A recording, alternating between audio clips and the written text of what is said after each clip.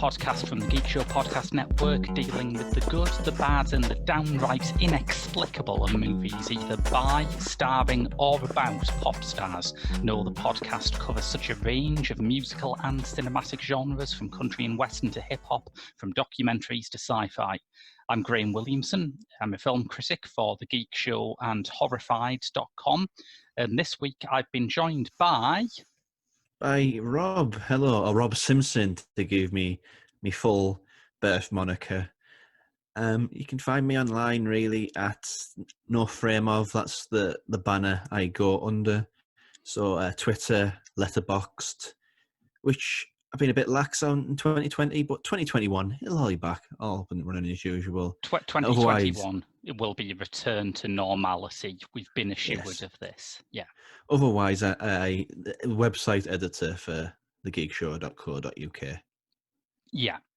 And if anyone's watching this on YouTube, just after I've said it's a return to normality, Rob might turn green at some point during this recording session. It just happens. We don't trying something new. Yeah. We don't quite know why, and then it just stops happening because his webcam is interesting. But this week's film is, if you squint, and particularly if you squint because you're really drunk, the ultimate pop movie.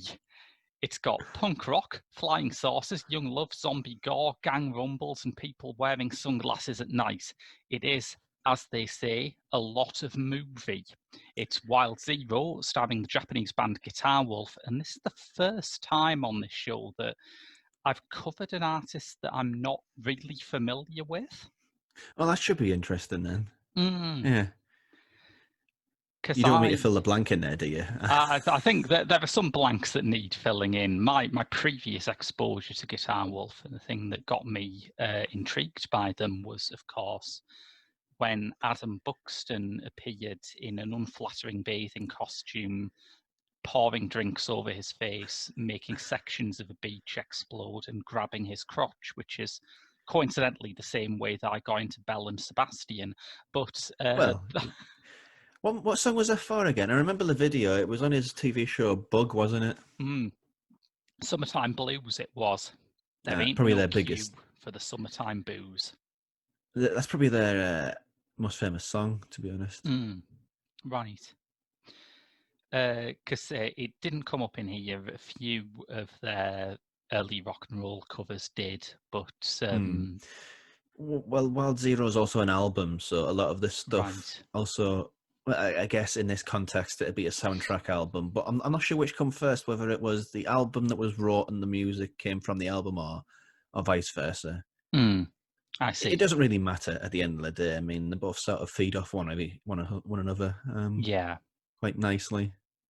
So if anyone watching or listening to this is as much of a Guitar Wolf dunce as me, how would you describe their music, Rob? Well, before describing it, for a long time they were credited as having the loudest recording ever. That was their 1999 album. I think it was Jet Generation. Oh yeah, which this opens with the title song from that, I think. Yeah, and I did have it on when I had a CD collection. I did have it, and it was one of those things. It's loud. It's like super, super loud. And the type of music it is, it's guitar garage punk sort of. It has its origins back in sort of 1950s, 1960s stuff, but Japanese and really loud, with a lot of punk in there and all the distortion. And the point of the character is there's Guitar Wolf, Bass Wolf, and Drum Wolf. I think it's the second Bass Wolf run now. The first Bass Wolf died. It's very limiting, isn't it, having those nicknames? There must be a time when Drum Wolf thinks, nobody knows that I'm also Trombone Wolf. Maybe in another life. He's Trombone Wolf, yeah. But yeah, that's it. I found an extraordinary quote from their lead singer, Guitar Wolf. They haven't real names, but, you know, who wants to use them? It's not important. Nah. Where he talks about how he was inspired to get into music, and he says in, I think, unimprovable broken English, this would be no better a quote if it was well translated. I love jet plane. I love noisy music too. Every record have no big sounds, so easy to listen to. I hate that! Yeah, that sounds on brand. Yes. Not like non music. It's just noisy punk rock. Mm. And they're a band that could only be Japanese. If you're perfectly clear about that. They're legitimately proficient, though. They aren't like a lot of no-wave bands where they just make a racket. And I sort of like no-wave music, but it is just a racket. Well, I don't know whether the people watching / listening to this are that versed in the live music scene. Mm. But I'm going to make a statement here. It might be controversial, I don't know, but I'm going to stand by it. But for my money and in my experience, the best live bands in the world are always Japanese. Okay. So there's many countless examples of this with the gigs and whatnot. But this, I imagine they're very good live. Yeah. And yeah. a lot of Wild Zero is kind of anchored in that a little bit. Because it few starts off like as straight one songs, of their gigs. Yeah. It starts off as one of their gigs where the lead character, a Guitar Wolf fan called Ace, played by, what's the guy's name? Where is it? I definitely wrote this down because he's in a movie that I did not expect him to be in. He's in, I can't find his name. Anyway, he's in Sourcore Decides, which is quite a I'm sort not familiar of with that. Japanese indie kind of art house thing that crossed over about 10 years ago here. And Okay. here he is playing like a greaser with an enormous pompadour who goes to the urinals, and there's a sort of a dick point of view shot, which I couldn't remember that weirdly enough. Of all the things the movie throws at you, all the things the movie throws at you, and to forget one, you're okay. But then he gets involved in a sort of backstage imbroglio, which is like a sort of pocket version of Green Room, isn't it? Yeah, he says, I'm going to go to the owner of the bar, and I'm going to say, rock and roll never dies. I am rock and roll, basically. Yeah. That's like a big theme of the movie. And demand a job. And he walks into a green room situation with the first of many head explosions. Yeah, it's a very head explosion-y movie, and I appreciated that. That's something that Buxton picked up in his video, isn't it? I watched that again, and there is a very good head explosion in that. Yeah, it is an odd music video. It's probably the best music video Guitar Wolf ever had as well, because as the sound kind of attests, they're very lo-fi. Yeah. I also think that statement would work if you took out the words Guitar Wolf and replaced it with anyone ever. Yeah. Because it's so great. It's a cracking music video. You can't deny that about it. Yeah. But yeah, there's this very well done Mexican standoff, and I did appreciate how it sort of pays off, because every single shot at the end of it is a payoff for something that's been set up before, and I appreciated that there's a level of proficiency there, even though this is a trashy movie, as you had warned me. Yeah. I mean, somebody's head gets exploded, but I don't know who it is. It doesn't seem to frame it very well. It's just, there's someone's head exploded. Wasn't it the bald guy? No, he turns up later. Yeah. But hang on, what? The bald guy who looks exactly like Ryan Gosling does in that bit of Drive where he's wearing the stunt mask to go after Ron Perlman. Also, one of the people involved in this Mexican face-off, we can't neglect to mention that the owner of the club, I mean, Guitar Wolf, they're in up to the nines in leather boots, leather jeans, leather jacket, band black t-shirt, sunglasses indoors. Guitar Wolf wears his guitar everywhere. He rides a motorbike, has his guitar. Yeah. Everywhere he has this guitar. And he walks into this office, and the manager of the office has a tennis t-shirt on and tighty-whities, and his tennis t-shirt is tucked into his tighty-whities. Yes. Yes. And it's just the first weird as hell costume decision in this thing. It's a very, very crotchy movie, isn't it? There's a lot of crotch stuff going on. I think the director's only done one other film in 2010, I think it was. So it's understandable he had things going on there. One other film, which I forget the title of it, but it starred Lily Frankie from Hirokazu Koreeda's film Shoplifters. Oh, he's great, Lily Frankie. He's been in all sorts.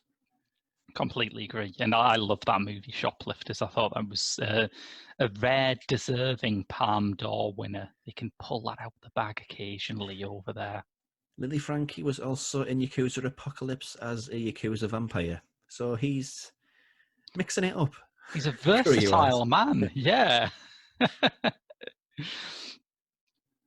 So, I think after this, there's this sort of spaghetti mess of plot, and I didn't sort of find it irritating. I know a lot of people find this movie very irritating, but there is a point in Act 1 where I questioned if it would play any differently if the scenes were played in a random order. No. I mean, at the end, the main character says he doesn't know if it's a nightmare or a dream or real, and I think that's the sort of the way to appreciate it. Yeah. But we've already had this prologue where CG flying saucers in a bit of the old turn of the millennium CGI. Don't you just love it? Yeah. And yeah, don't make me try and explain it. Well, they come to Earth, and there's a meteorite landing which is connected in some way. And it was at the point where the zombies turned up, it was then that I realised that this is actually an uncredited remake of Plan 9 from Outer Space. It'd scan for the level that we're pitching this thing at. But yeah, there's so many different groups. There's the guy who was shot by Guitar Wolf in the opening scene and lost a few fingers. Yeah. And a golden ball was stolen. We have the lead and a woman who he happens upon. We'll get more on that later, I assume. Yeah. Which has dated this film quite badly, but also not at the same time. And we have a group of 3 in which they're going to see the meteorite and they've got no money and they're just sort of bumming about. Yeah. Am I forgetting any other groups? Because there's quite a few. I don't think so, no. I mean, other than the zombies, of course, who... Oh, yeah. And there's a woman who is very crotchy outfit as well. Her has no trousers. It's just lots going on. Like a camo shirt, no trousers. I think... these fashions are terrible, but also kind of ahead of their time. Like, I could see Megan Thee Stallion pulling that last one off. She'd be in a group of 1 person in the whole world to pull that off, frankly. It's one of those things. I saw it. I had to lend this off a person who frequented a forum that I used to use quite regularly. That's how hard it was to get, and it's not much easier now. Yeah. So you can't exactly dip in whenever you feel like a little bit of Wild Zero. So the amount of things I forgot about this. It's strange, isn't it? Because, I mean, from a British perspective, this was part of that sort of Tartan Asia extreme wave of very wacky movies or very transgressive movies or both from the Far East that were picked up by UK distributors around the millennium time. Yeah, I mean, the Japanese term for it is V-cinema, straight to video, which doesn't have the stigma it does over here. But again, it's the same as another term that's a big thing in Japan, trash cinema. It has one connotation here. but it's different in Japan. It's kind of like Italy in the 60s and 70s. They didn't judge trashy horror films any different than classy art house. Mm. But this is trash. This isn't like classy trash. This isn't interesting. Well, it's interesting trash in some ways. This is just trash. But is it, and this is the crucial distinction, I think, is it fun trash? Intermittently. Mm. I think whenever Guitar Wolf are on screen, that's the collective, not the individual. Yeah, this is confusing, isn't it? They should at least make him sing a wolf. Yes. At least when the collective, I guess, are on screen, it's kind of fun.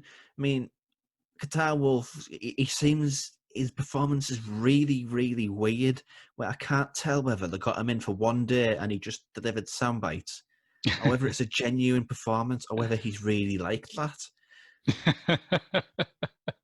I mean, It puzzled me. I did give you that quote about the jet plane and the big sounds before, which could have come straight out of his dialogue here. I guess he's just like that then. He might just be like that, yeah. This is there's a line of dialogue that says, "What even are you?" And I think that's fair. Yeah. Because I don't know what Guitar Wolf are. Yeah. Collectively, individually, I'm so confused.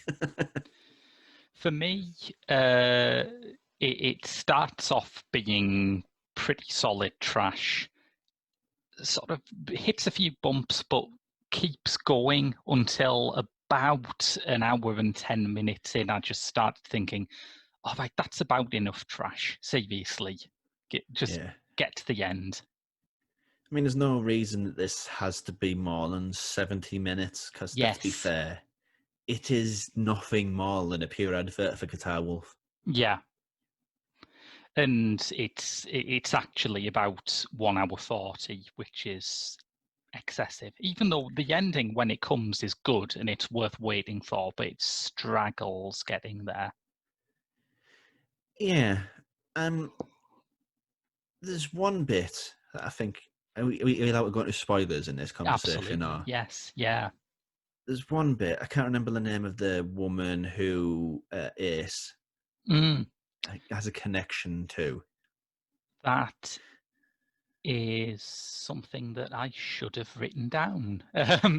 Yes, doing well here. This is good. But let's just call her the love interest, because frankly, Tobia, her character is about as complicated as love interest.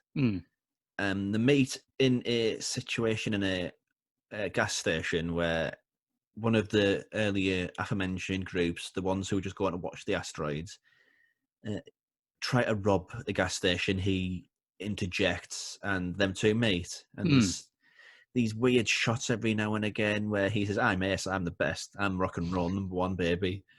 Comes his hair, and have like this weird filter over the screen, which is like a love heart, which it sort of looks like somebody put over the camera, like this thing, so it fits rather than edited it in. Yeah, it reminded me a bit of the cardboard cutouts in Uncle Yanko by Agnes Varda, which I'm definitely sure was an influence on this. Yeah, definitely. Yeah, I don't think this movie is smart enough to have influences. Bless its heart, but yeah. But later on, there's Ace is kind of having a hard time accepting his fate, even though he's got a whistle that can summon Guitar Wolf at any time. This is Guitar Wolf with his magic, like plectrums that destroy zombies with electricity. Yes. Sentences that Swing makes you say. Really weird. But they're in like this building, and they're hiding from zombies. These are sort of weird Dawn of the Dead Japanese V-cinema zombies, so they're just basically people with grey paint on. Yeah. Which is an image, I guess. It's got its charm, I think. I enjoyed that kind of Dawn throwback look. But he has a breakdown. He says, "Oh, I can't handle this. I'm trying my hardest. I can't handle this. It's all too much for me." And there's a romantic spark which has been sort of seeded every now and again. Up by until this point. Cutouts. Yeah. Paper cutouts, the best of all mediums. And the camera cuts. It's got some really hard cuts. I mean, the editor on this. I mean, yeah. It's very sort of Windows Movie Maker scene transitions that he's into here. I mean, it's one step removed from Star Wipes, which I respect Star Wipes, but come on, bring your A game. And it cuts to Tobio, and it has this slow cut down. Turns out Tobio's a man. It screams and runs off, and has a little bit of a interaction with a Dreamscape guitar wolf who says rock and roll has no borders, love has no borders, gender, religion, whatever. And then he says rock and roll, like, baby. Get to it! Go back in there and have sex with her immediately on the order of this guitarist you have hallucinated. So this is a really weird scene. I'm not sure whether it's progressive or deeply conservative. I think the ultimate message of it is progressive, particularly when you consider that like Hollywood comedies around this time were still in that kind of Ace Ventura, Naked Gun 33 and a third zone, where any trans character is just immediately repulsive and hilarious. But the weirdest thing about it for me is that for once the film actually shows some kind of restraint, and it sort of pans down her body and then stops before it gets to the crotch again for once. And then you just see Ace's horrified reaction, and it's as if the film is saying, hey, there's only one thing that could be, lads? And you think, what? No, in a film like this, there's about 10,000 things it could be. Yeah. I mean, it's quite a nice message, actually, you know. Yeah. I admired the sort of Guitar Wolf's version of retro, hard-edged rock and roll is pretty non-toxically masculine and quite inclusive. It's nice. Yeah, he's trying to... It's kind of like how punk and skinheads became taken over by neo-Nazis. When you get a true skinhead, you know. Like, well, that's what they used to be. Okay. Yes, yeah. And he's doing the same for punk rock and roll.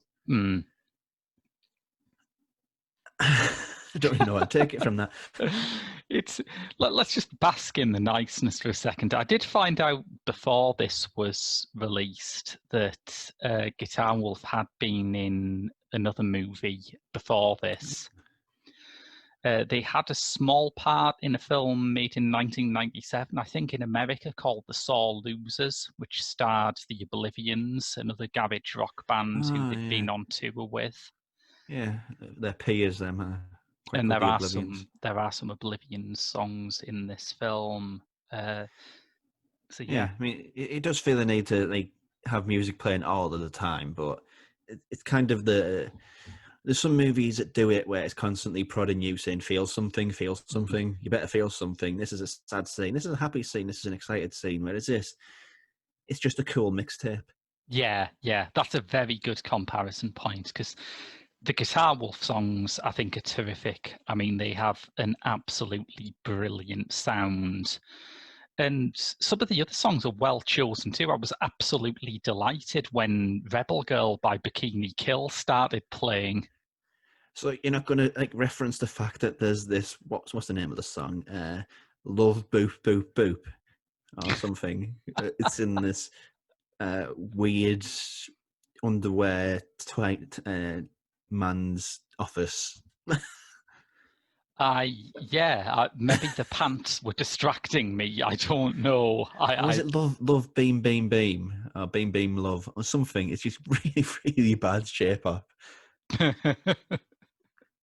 That's real. If you've seen this movie and if you've not seen this and you don't know what we're talking about, it's just I love you, love beam beam, and it's like that sort of. It's basically the sort of English which Guitar Wolf was talking in earlier. About love and that.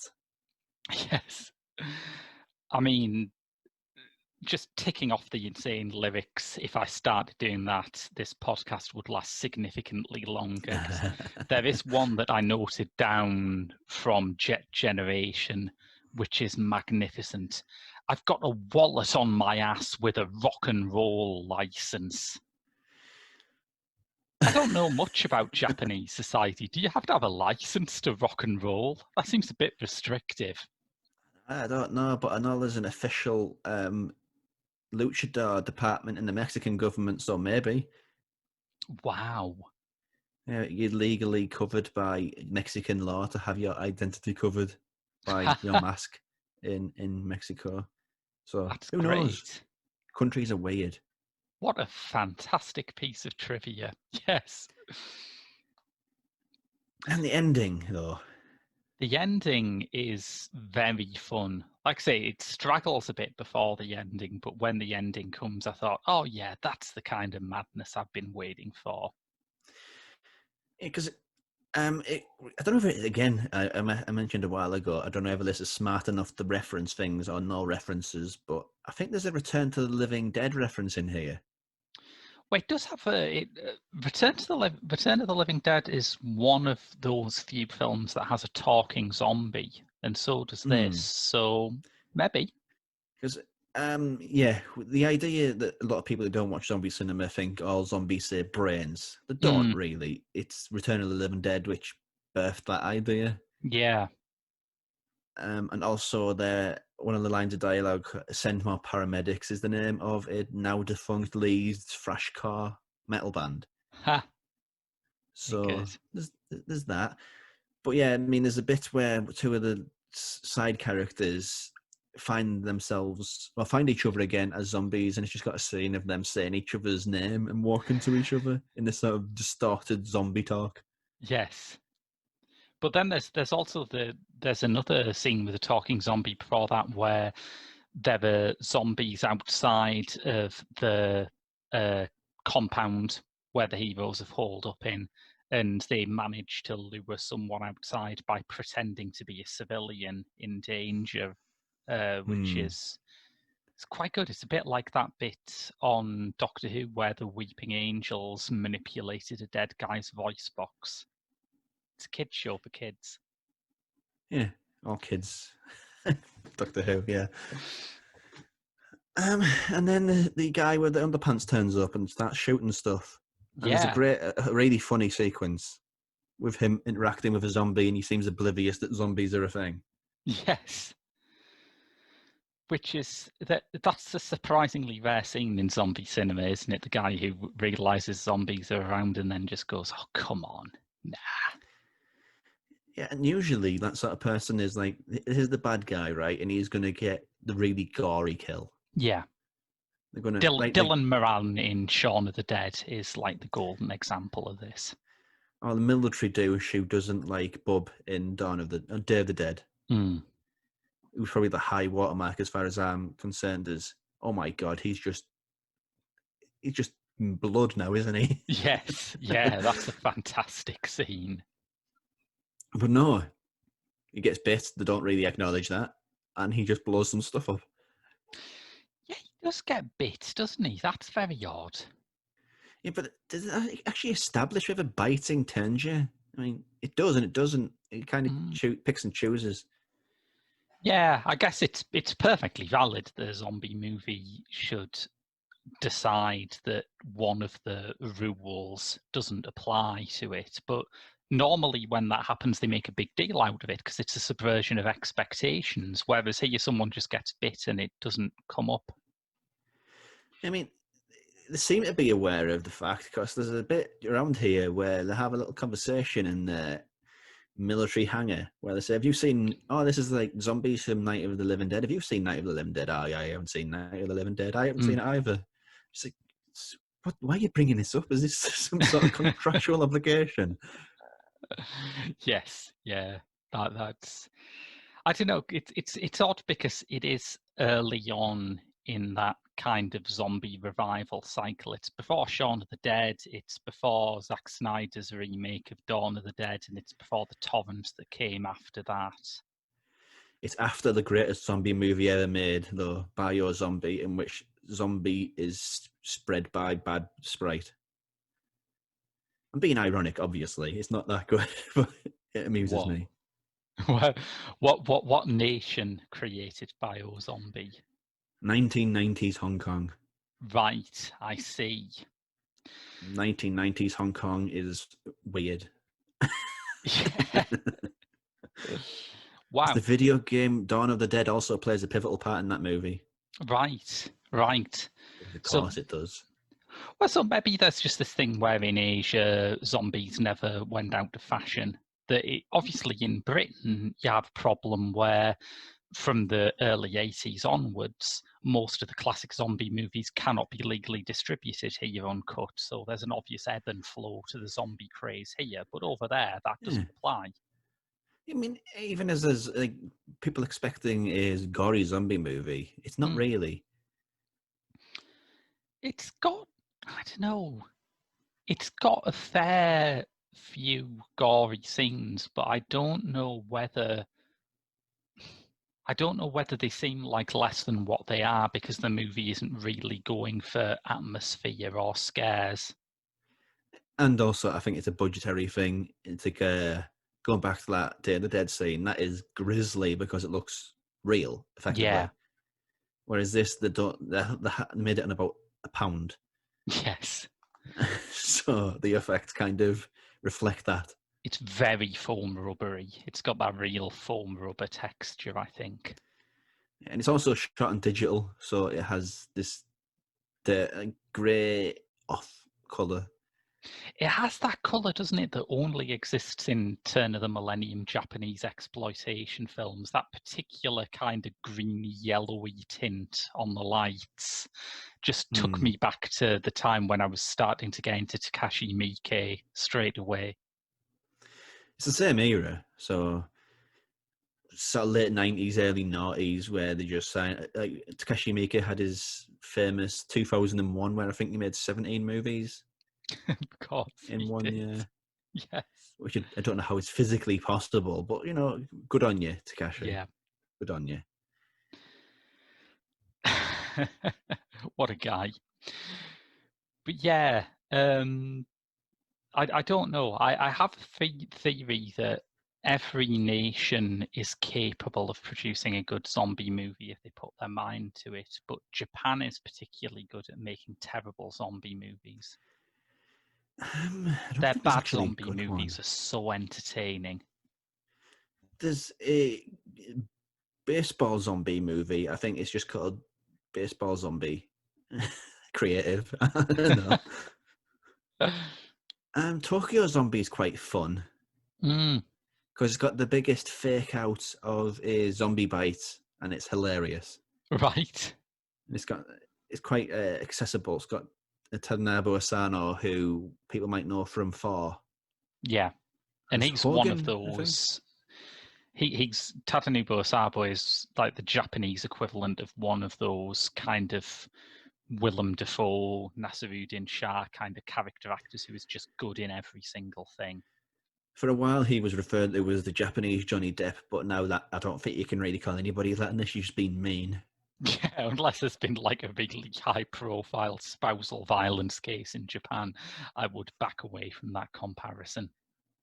But no, I don't think there's a good Japanese zombie movie. But the trash ones are a delight, I think. Have you ever seen Junk? No, it's one of the harder ones to get hold of, that. But it's quite notorious. Yeah, I had a friend who was a video nasties collector back in the day when that meant something other than going down to HMV and looking in the horror section and finding that they've all been released uncut now. And he had a copy of Junk, and it's a riot. It's so much fun. I can't remember that one. Which one is it again? It's the name's familiar. I've got to admit, my memory of it is a bit hazy because it was about 15 years ago when I was drunk, but it's the Yakuza versus Zombies one. Oh, there's so many of that. I mean, there's one, I don't know whether you're kind of getting right into zombie like trash territory. I can't remember the name of the guy, but it's the guy who did Tokyo Gore Police. You kind of skirting on the arse end of his oeuvre. Not the classy end of the Tokyo Gore Police director's work. Was it Sushi? The Tokyo Sushi Zombie? I can't remember what it's called, but that practice where people eat sushi off a naked person. Oh yeah, as celebrated recently by Diane Morgan in Mandy. Really? Yes. That's a left turn for that. There's an amazing opening to one of the episodes of Mandy where that is her like crap job of the week, and she gets fired because everyone's like paused nervously, and she just goes, "Tuck in, lads, don't be shy." Yeah, I don't think that's quite in the spirit of the original creation. But I think there's a zombie riff on that, and there's Toilet Zombie. I think there's Ass of the Dead. It's called, if I remember correctly, Is or that Toilet of the Dead, or Ass of the Dead, one of the two. there's that Japanese director where like every single one of his movies seems to have a reference to toilets in the title. I Probably probably him. haven't Yeah, narrowed that down thinking about Japanese cinema, but yeah, because Japanese cinema is the home of kinks. If you've got a kink, Japanese cinema has you covered. yeah, it was Rule 34 before the internet was Rule 34. Yeah, but that's a good point. I don't think there is a good one. So Mm. this has as much of a legitimate shout as anything else. Yeah, because it has a legitimate cult following, and I think it deserves a legitimate cult following. Because, I mean, it's not high art, but it's got ass-kicking music, it's got gore, it never stands still. I mean, I love Guitar Wolf, so it'll always have value for me as Guitar Wolf's movie. Yeah, Because I don't think I'll ever get to see them live, so this is as close as I'm going to get. yeah. And you know that if you go backstage, try and avoid going to the management, tell them that rock and roll will never die, because that can get you in the shit. Yeah, so if I see any of them go, rock and roll's alive, baby, they'll give me a magic whistle and they'll come and protect me whenever things get bad. I think it's kind of an innocent movie in a lot of ways because the fantasy of it is just being part of a rock and roll band's gang, isn't it? Yeah, I mean, we've all had that time when we were just discovering music and we were a little bit too Into of it much of a someone, fan. yeah, yeah, It's like this isn't. I'm not. I don't just like this band. It's like every time anybody sees me, all they talk about is this band. Everybody's had that phase. yeah. And also particularly that idea of hanging out with someone. It is just hanging out. It's not like the idea of doing anything creative with the band. It's not the idea of being part of the band's business operation. It's not even the idea of having a crush on the band. No, it's just part of being their gang, which is the fantasy here, which I think is nice and juvenile. For me, it was Kinnicky. I would have loved to be part of Kinnicky's gang. I was a bit too over the top about the driving. Ah, well, makes complete sense. They were absolutely brilliant. Yeah, I was at college. I wouldn't shut up. I think that's it caused problems. I feel like being on their payroll would be heavy. It's, but yeah, I can definitely see the appeal. And they name checked Company of Wolves in one of the most famous songs too. So, I have to double check that. good taste, good taste. It's in Invalid Litter Department. I figured it'd be on Relationship of Command because come on, it's an all-time great, that record. Solid gold, not bad track on it. Yeah. I suppose I should recommend some Guitar Wolf for people. Yes, not least me. If you want your eardrums ruined, go for Planet of the Wolves. No, Jet Generation, sorry. Yeah. But yeah, my favourite two. There's Planet of the Wolves, which I think there's a reference to it in something which Guitar Wolf says. He does say something like that when he howls out of the blue for no reason at one point in the movie. Yeah. Because his band's called Guitar Wolf, why not howl? Yeah. Jet Generation's good, but I think the easiest place to get into them is, I don't know if it's still available, but there was a fantastic best of called Golden Black. Oh, okay. Which is, they don't do good best ofs anymore. They just sort of annualize them for the the rock heavyweights, which kind Yeah. of makes no sense. But that's a classic best of Golden Black. I think the best ofs place has obviously been taken by Spotify, but it's a shame because I think Spotify's band playlists are generally rubbish. It's like I remember the first time I ever tried Spotify and it was around at a friend's house and they had it and someone explained it to me and I thought, all right, so all you have to do is think of a band who've been around for a while, who have an absolutely cracking back catalogue, and you can just listen to their songs all day. That's fantastic. I want to do the Beastie Boys. And after about half an hour, I was thinking, if I hear Sure Shot one more fucking time on this thing. I've never used Spotify. I mean, I'm a terrible music bar, and I will chew anybody's ear off for hours about Bandcamp. Yeah. Well, Bandcamp is great and ethical. Yeah. But yeah, I think Guitar Wolf are on Bandcamp. They should be. Everybody's on Bandcamp these days. Yeah. And if you're not on Bandcamp, seriously, what are you doing? You call yourself a music fan? Come on. It's good stuff on there. Yeah. What? And if you were in a band too, there's no reason why you should be begging for fractions of pennies from that Spotify douche when you can have a decent cut of the sales from Bandcamp. I think it's most of it, actually. And they have this thing. I don't want to turn this into an advert for Bandcamp. It's not where I expected this to end up either, but it is good. If they want to support your podcast, I'm not going to say no, but yeah, they've got this thing called Bandcamp Free Fridays where all the money goes to the band on those days. Oh, wow. Yeah. But yeah, Guitar Wolf, great. Wild Zero, yeah. It's fun. Maybe. It's not as good as a Guitar Wolf film directed by Adam Buxton would be, but it is fun. I think I actually discovered them through Adam Buxton, you know. Yeah, so did I, yeah. From Adam and Joe. The show that right. Adam and Joe Go Tokyo. Yeah. Which is a show which nobody knows about anymore. It was a great TV show. I think I discovered Poly6 as well, which is sort of new wave J-punk. Right. And if that sounds fun to you, give Poly6 a try because we'll love them. Okay. But yeah, on that show, Adam and Joe Go Tokyo, I think they were on that. I'm not sure. It sounds plausible. Yeah. It also explained where, Adam Buxton found out about them as well. Yeah.